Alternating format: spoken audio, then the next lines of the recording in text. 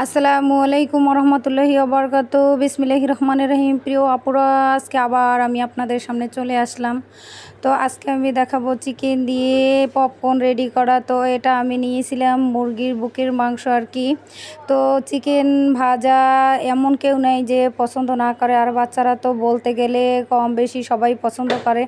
তো আমি দেখা যায় যে অনেক সময় আমি যেহেতু আমার বরিশালের ভাষাটা চলে আসে, আমি বরিশালের মেয়ে, তাই আমার বরিশালের ভাষাটা চলে আসে। আসলে কি বলতে গেলে যে আমরা যারা মানে অনেক দিন যাবৎ ঢাকা থাকি, আবার গ্রামে যাই, মুই তুই মগো তোগো এগুলো ভাষাটা আমার চলেই আসবে। আমার ছেলে মেয়েদেরও এভাবেই ওরা কথা বলে, এই আর কি।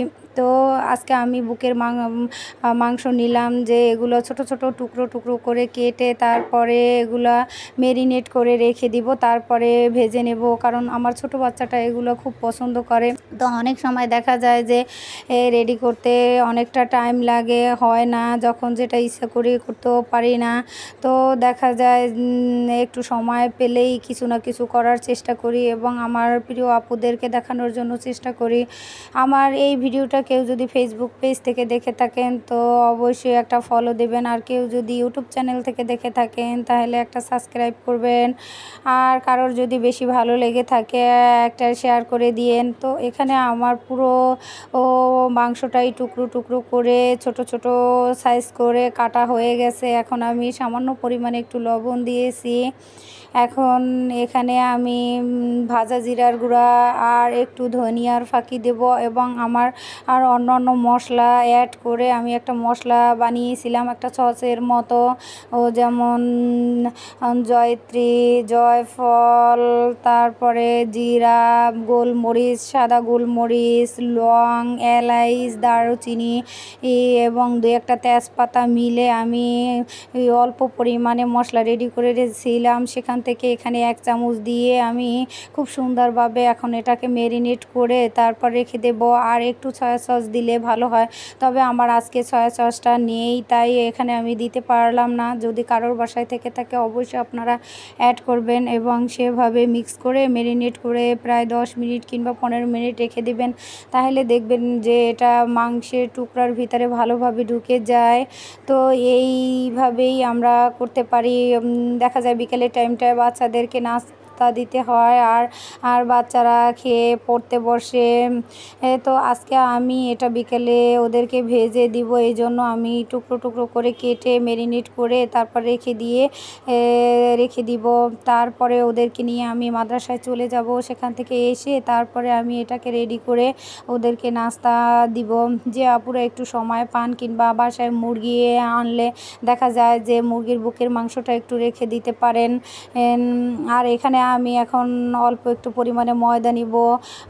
দেখা যায় ময়দা কিংবা আটা যার যেটাই থাকুক না কেন সেটা দিয়ে আপনারা এটা একটু করে তারপরে ভেজে নেবেন। এটা খেতে আসলেই অনেক মজা, কিন্তু দেখা যায় যে ছোট বাচ্চারা মুরগির মাংস, গরুর মাংস কিংবা মাছ, ডিম এগুলো তাদের এমনি প্রিয় খাবার।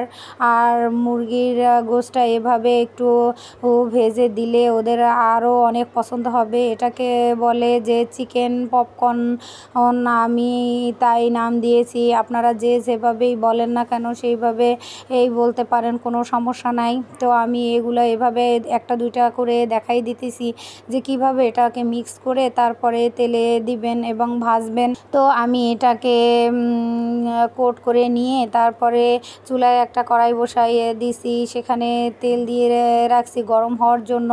আমি এখন তেলে ভাজতে চলে যাব এবং এটাকে কড়া করে ভেজে তারপরে এই বাচ্চাদেরকে দিব খাওয়ার জন্য।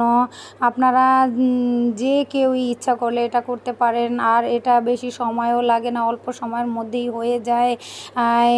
দেখা যায় যে আমরা অনেক সময় বিকেলের নাস্তাটা নিয়েও অনেক টেনশনে থাকি যে কি করব, কখন করব, এভাবে টেনশনে থাকি। তো আপনারা অল্প সময়ের মধ্যেই এভাবে একটু মেরিনেট করে রেখে দিয়ে তারপরে এভাবে ভেজে নিতে পারেন। পারেন। আর বাচ্চারা এটা অসম্ভব টেস্ট হয়, বাচ্চারা খেয়েও অনেক মজা পাবে। আর এটা করতে গেলে যাদের ফ্যামিলিতে অল্প পরিমাণে মানুষ আছে কিংবা অল্প লোকজন আছে, তারা দেখা যায় বুকের এক সাইডের একটা টুকরো দিয়ে হয়ে যায়। আর যদি বেশি পরিমাণে মানুষ থাকে তাহলে বুকের মাংস পুরোটাই নিয়ে নেবেন। মুরগির যে বুকের মাংসটা থাকে, সলিড মাংসটা, ওটা থেকেই আর কি এটা বানানো খুব সহজ। তো আমি প্রায় এরকম করে দেই, যখন মাংসটা বসাই তখন আলাদা করে একটু রেখে দেই বাচ্চাদের জন্য, যে বিকেলে নাস্তা রেডি করে দেব। দেখেন এগুলো আমি ভেজে নিয়েছি, যে কত সুন্দর হয়েছে যা বলার বাইরে। আপনারা এইভাবে করে বাচ্চাদেরকে দিতে পারেন। তো প্রিয় আপুরা, আমি অনেক কথা বলেছি, যদি এই কারোর ভালো লাগে তো বাসায় আপনারা ট্রাই করতে পারেন এবং বাসায় বানাই নিতে পারেন, আর খেয়ে দেখতে পারেন যে কেমন মজা, একদম মুচমুচে হয়, খেতেও অনেক ভালো লাগে। তো আমি এটা এখন উঠাইয়া তারপর বাচ্চাদেরকে খেতে দেব। দেখেন কেমন সুন্দর হয়েছে এবং ভিতরটাও কত সুন্দরভাবে মানে সেদ্ধ হয়ে তারপরে মচমচা হয়ে গেছে।